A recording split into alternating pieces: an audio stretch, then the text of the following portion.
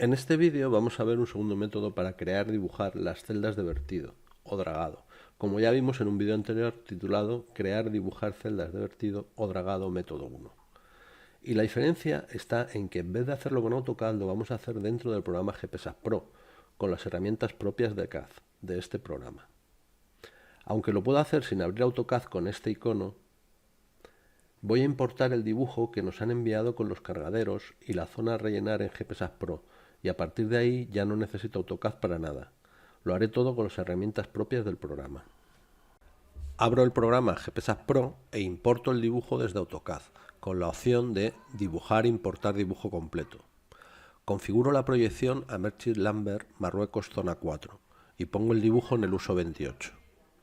Ahora simplemente debo de ir a la zona marcada como de vertido y activo la visualización de la barra de herramientas de edición de GPSAP Pro y directamente uso la orden array o matriz en español.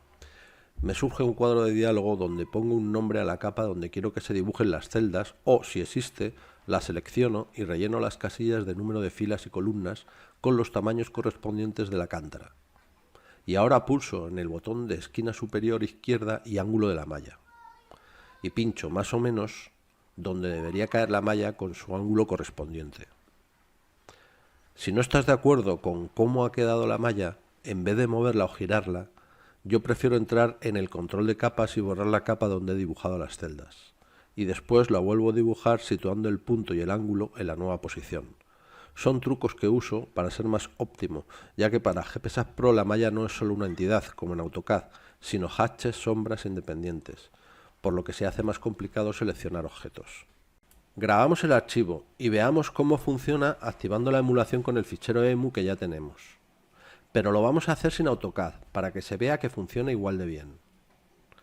Revisamos la configuración de protocolo, entrada de datos, aplicación de dragados y vertidos, y en este caso no hay que echarle un ojo a la proyección, porque no se va a dibujar en el CAD conforme se mueve el barco. Además, de hecho, no te deja usar las opciones del menú CAD.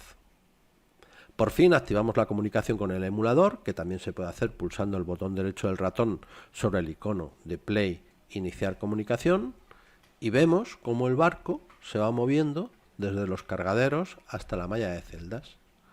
Y aquí, al igual que hicimos en AutoCAD en el último vídeo, podemos ir seleccionando la celda y haciendo vertidos igualmente.